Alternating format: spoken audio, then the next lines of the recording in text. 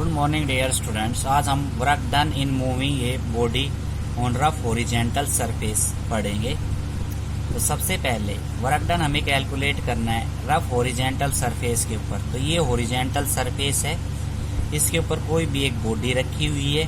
P उसके ऊपर applied force है, एफ फोर्स ऑफ फ्रिक्शन है और इस बॉडी का वेट mg नीचे डाउनवर्ड डायरेक्शन के अंदर लग रहा है।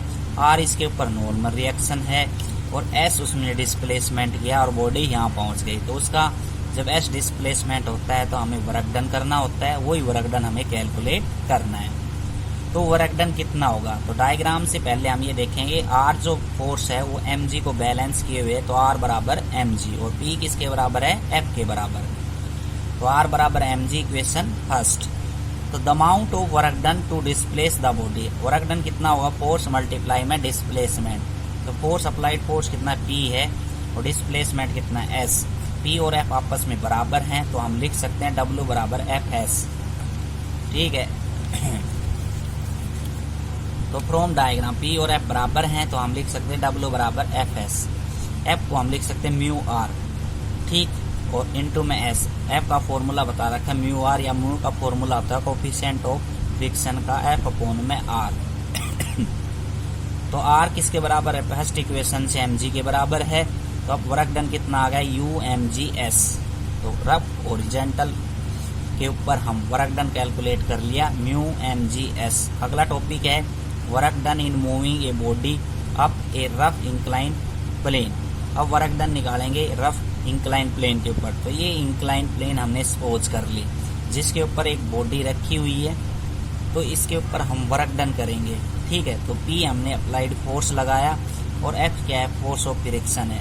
ये वेट नीचे mg लग रहा है और ये अगर हम थीटा मान ले तो mg को हम दो कंपोनेंट के अंदर तोड़ सकते हैं, mg कोस थीटा और mg साइन थीटा। तो वर्क डन हमें कैसे निकालना है, तो ये सारी बातें हमने लिखवा रखी है। नॉर्मल रिएक्शन है जो mg कोस थीटा के इक्वल एंड अपोजिट है, P अप्लाइड फोर्स जो F और mg साइन थीटा के अपोजिट है।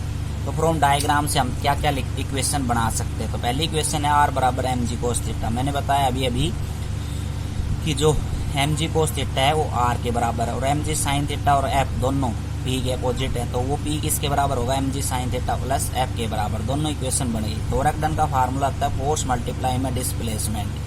फोर्स कितना लग रहा है P अप्लाइड फोर्स और S क्या है, डिस्प्लेसमेंट। तो mg साइन थीटा प्लस में F इंटू में S। P किसके बराबर है, mg sign theta plus F के बराबर है। तो F को मैं क्या लिख सकता हूँ, म्यू R लिख सकता हूँ, mg साइन थीटा मल्टीप्लाई में म्यू R और इंटू में S। ठीक है। mg साइन थीटा मल्टीप्लाई में R की जगह में लिख सकता हूँ mg कोस थीटा। ये है mg sign theta plus F है, यहाँ पे क्या है, प्लस F। तो F की जगह मैंने लिख दिया म्यू R, तो R की जगह लिया mg कोस थीटा इंटू में S। तो अपने पास mg कॉमन आ गया, sine theta plus mu cos theta into S। Work done आ गया रफ इंक्लाइन प्लेन के ऊपर। अगला टॉपिक है friction is necessary evil why. Friction एक जरूरतमंद बुराई है, क्यों, क्योंकि friction is necessary evil because we can not do any work without friction.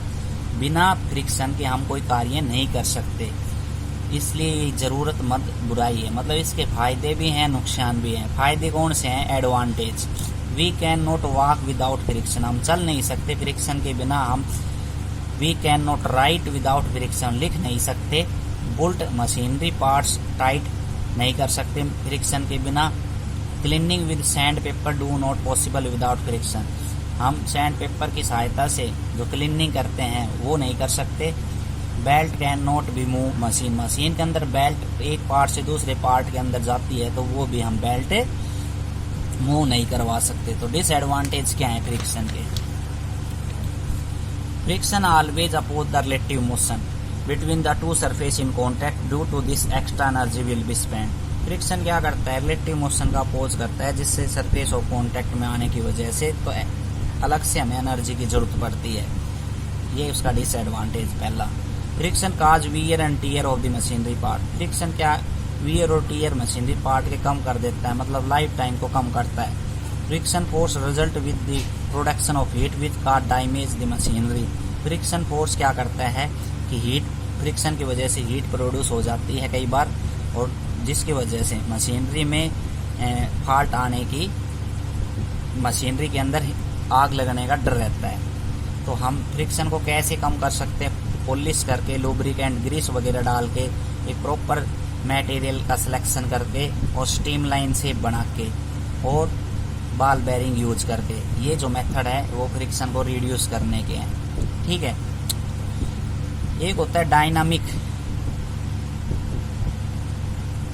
Dynamic और यूनिफॉर्म सर्कुलर मोशन। क्या होता है? Motion along the circle with constant speed of body are called dynamic.